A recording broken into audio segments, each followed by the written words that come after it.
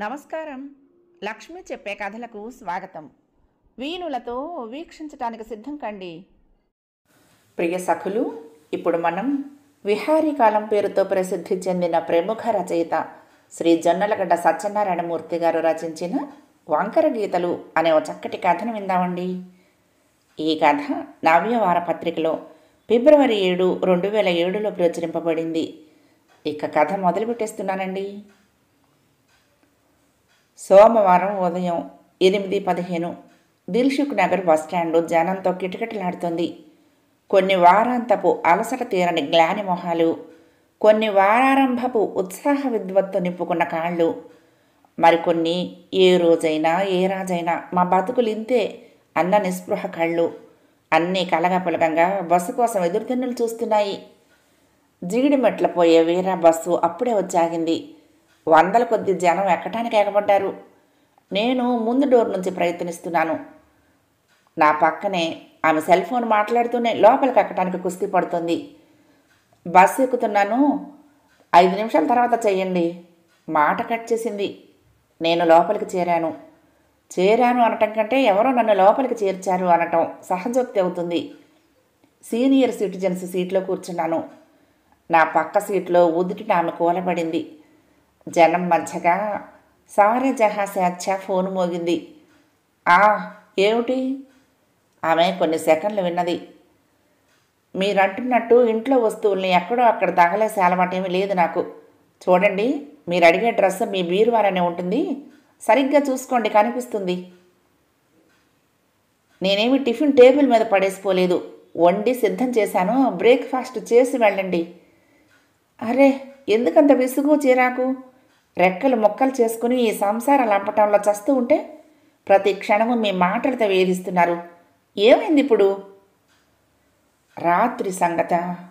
ఆ విషయం మాట్లాడే సందర్భమేనా ఇది? నేను బస్సులో ఉన్నాను. ఫోన్ ఆపేసింది ఆమె. సీట్లో సర్దుకుని కూర్చుంది. కండక్టర్ వస్తే పాస్ అని చెప్పి బ్యాగ్లో నుంచి పాస్ చూపించింది. నేను మైత్రి వనానికి టికెట్ తీసుకున్నాను.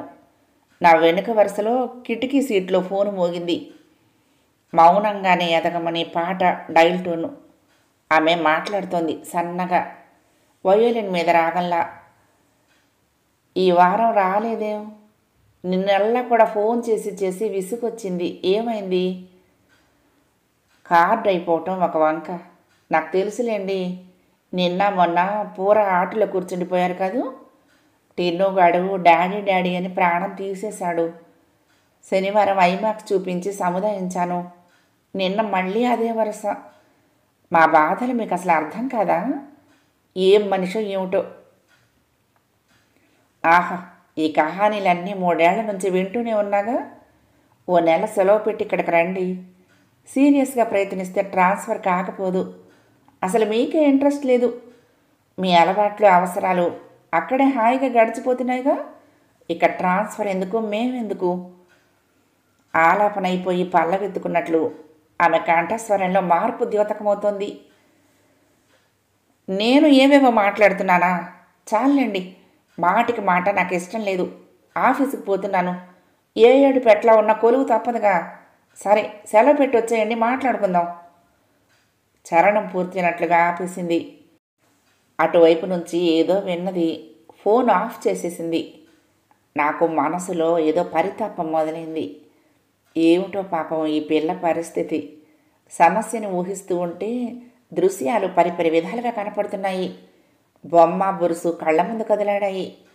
అతని అలవాట్లు అవసరాలు గడిచిపోతున్నాయి అంటే అతనికి వేరే కథ ఏమైనా ఉందా? అది మీకు తెలుసా? లేక మాట వరుసకి అలవాట్లు పదానికి అవసరాలు జోడించిందా? సెల్ ఫోన్ చెప్పని వాస్తవం ఏమిటో ఈ ఆలోచనలోనే నాకు కునుకు పట్టేసింది. నా పక్క సీట్లో మళ్ళీ ఫోను. సారే జహాసే అచ్చా అంటూ ఉలిక్కి పడి కళ్ళు తెరిచి సర్దు కూర్చున్నాను. పక్క సీట్లో ఆమె ఫోన్ ఆన్ చేసింది. ఎందుకు ఇట్లా మాట్లాడుతున్నారు ఇవాళ? ఏమైంది మీకు ఇవాళ? జ్ఞానం సంస్కారం అంటూ ఏమిటేమిటో అంటున్నారు. పెద్దగానే మాట్లాడుతుంది ఆమె. అందరికీ స్పష్టంగా వినిపిస్తోంది. అవతల మాటలకు సమాధానంగా, ఎందుకు సెలవు పెట్టాలండి? ఎందుకు? ఇక్కడ ఆఫీసులోనేమో నన్ను కట్టుకుపోయినంత పని బాధ్యత. మీరు చూస్తే ఇది తంతు. పోనీ ఉద్యోగం మానేస్తానంటే మీ మటుకు మీరు ఏడుపులు బుజ్జగింపులు. మీ అమ్మేమో అడ్డమైన మాటలు మాట్లాడటం. నన్నట కాల్చుకు తింటే ఎంతకని భరించేది? అవును, మీరంటున్నట్టు నాకేమీ మాయరోగం రాలేదు. మీ ఆరోగ్యమే పూర్తిగా దెబ్బతింది. అర్థమవుతూనే ఉంది. అసలు ఇదెక్కడి వింతండి స్వామి? ఎవరికన్నా తెలిస్తే మహాన ఉమ్మేస్తారు. ఇదొక ఇష్యూనా? సిగ్గు లజ్జ ఉండక్కర్లా? పోనీ నిన్నో మొన్న పెళ్ళైన వాళ్ళమా? 3 పిల్లలు, పెద్దదానికి 12 ఏళ్ళని గుర్తుంచుకోండి. హిట్టు హిడెన్ ఎజెండా పెట్టుకుని చీటికి మాటికి అయిన దానికి కాని దానికి నిష్ఠూరంగా మాట్లాడుతున్నారు. కాసేపు జీతం లెక్క చెప్పమంటారు. డబ్బు ఎవరికో ఇస్తున్నానంటారు. ఒకరోజు నా ఖర్చు ఎక్కువవుతుంది అంటారు. తిరిగి చేడుతున్నానంటారు. ఇంకా పచ్చిగా ఎవరైనా ఉన్నారా? లేకపోతే నన్నెందుకు అవాయిడ్ చేస్తున్నామంటారు. మీ పద్ధతి శృతి మించుతోంది. నేను మనిషినే, ఎంతకని భరించగలను? ఏంటి? భరించలేకపోతే నా దారి నేను చూసుకోవాలా? ఎలా మాట్లాడుతున్నారు? సర్లేండి, తర్వాత మాట్లాడుకుందాం. ఆమె ఫోన్ను ఆఫ్ చేసింది. బస్సు చాదరఘాట్ దాటింది. కిటకిటలాడుతోంది బస్సు. ప్రయాణికులు బుట్టల్లో కుక్కిన ఏకులు కట్టల్లో నిలబడి వేళ్లాడుతున్నారు. విండో సీట్లో కూర్చున్న వాతావరణం ఇరుగ్గా ఉంది నాకు. ఆమె మాటలు నాలో ఏవేవో ఆలోచనల్ని ఊహల్ని ప్రోధి చేస్తున్నాయి. పక్క చూపులతో ఆమె వైపు చూశాను. బెంగాలీ కాటన్ చీర, శుభ్రమైన మనిషిగా కట్టుబొట్టు, వేషధారణ పొందిగ్గా ఉంది. నడి వయసు, చామన ఛాయ, చెంపల జీరలాడే జుట్టు. మనసు పెనం మీద వేగుతున్న వ్యధ పైకి మొహం మీద పారాడుతోంది. మళ్ళీ సారే జహాసే అచ్చా అంటూ మోగింది. నాకు తెలియకుండానే నాలో ఈసారి ఈమె మాట్లాడితే ఏమవుతుందో, ఆమె భర్త ఏమైనా నిర్ణయాన్ని ప్రకటిస్తాడేమో, దారం తెగుతుందేమో వంటి బెరుకు భయము పొడసూపాయి. అసలు వీళ్ళిద్దరి సమస్య ఏమిటో? ఆమె ఇప్పుడు బాగా సన్నగా మాట్లాడుతుంది. మిమ్మల్ని సంతోషపెట్టడమే నాకు ఇష్టం లేదా? మీ కోరికలు అసలు పట్టవా నాకు? ఇంతకీ ఏమిటి మీ వాదన? నేను బస్సులో ఉన్నానండి. దయచేసి ఫోన్ చేయకండి. రాత్రికి మాట్లాడుకుందాం. మీరు ఆఫీసుకు బయలుదేరుతున్నారా? ఆ స్వరం మరీ తగ్గించి ప్రాధేయపూర్వకంగా అంటోంది. ఏమిటి? ఆ ఒక్క పద్ధతిలో ఉంటున్నానా? సర్లేండి, టిఫిన్ చేశారా లేదా? అడిగింది.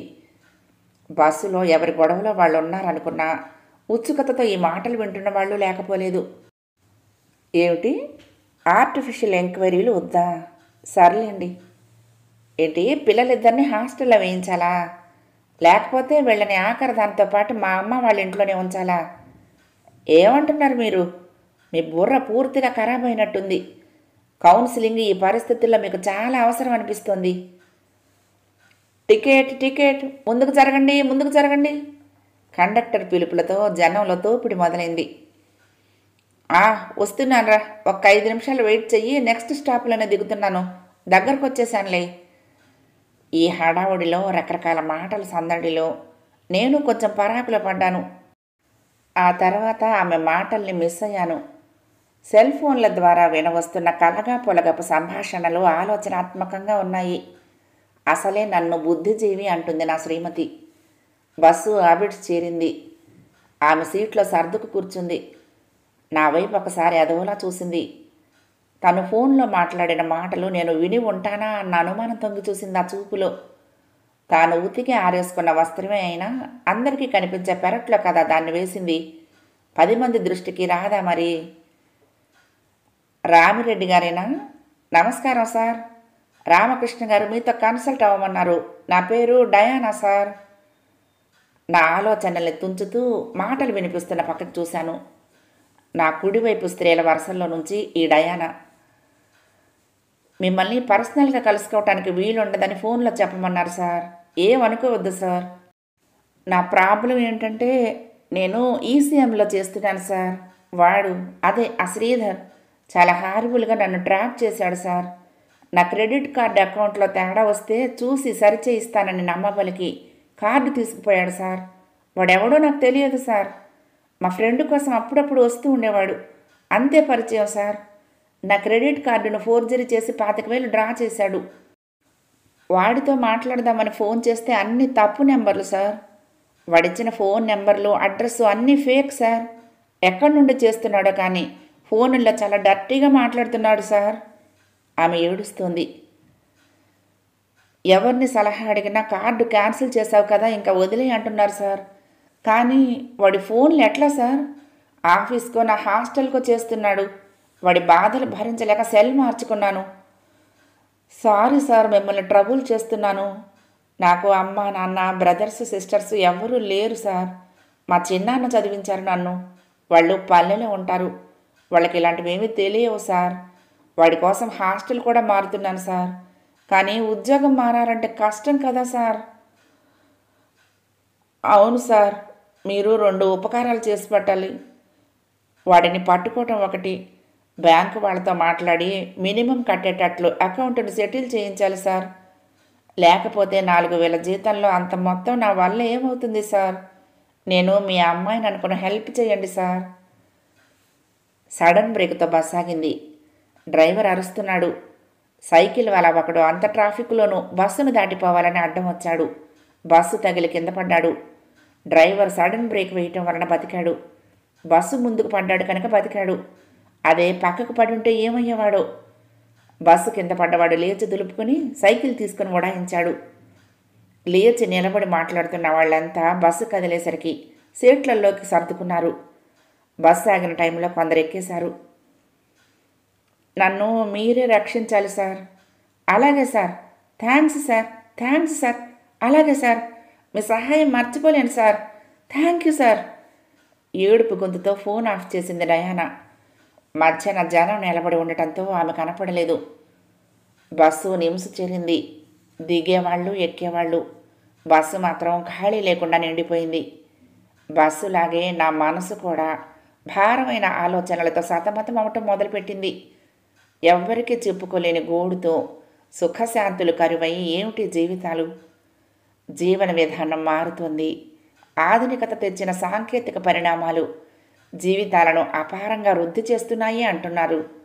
కానీ పూసల్లో దారం లాంటి విశ్వాసం ఏది? చెమర్చిన కళ్ళను తుడిచి సేద తీర్చే అమృత హస్తాలేవి? ఏ ఇంటి రామాయణాన్ని స్పర్శించినా సీత కథ వ్యత అన్న వాస్తవమే మొహాన్ని చెళ్ళు మనిపిస్తున్నదా? ఉన్న సమస్యలు కొన్నైతే తెచ్చిపెట్టుకునేవే మరిన్ని అయి మనిషి చింతలతో చీకాకులతో మనుగడని సాగించటం ఎంత కష్టము కదా అనిపించింది నాకు. నా మేధస్సులో ఏవేవో ప్రశ్నలు, సమాధానం తెలియని ప్రశ్నలు. నా ఆలోచనలో నేనుండగానే మైత్రివనం వచ్చింది. నేను బస్సు దిగాను. వాళ్ళంతా ఇంకా చాలా దూరం వెళ్లాల్సి ఉంది. మళ్ళీ బస్సు నిండింది. నా పక్కన కూర్చున్న ఆవిడ విండో దగ్గరికి జరిగింది. బస్సు బయలుదేరింది. సారే జహాసే అచ్చా అంటూ ఫోన్ రింగ్ అవుతోంది. ఆ శబ్దం బస్సు మోతతో కలిసిపోయి గాలిలో తేలిపోయింది. నాకు తెలియకుండానే విరక్తితో కూడిన శబ్దం నా పెదాలపై నుంచి వచ్చింది. వెళ్తున్న బస్సు వైపు చూస్తూ ముందుకు నడిచాను.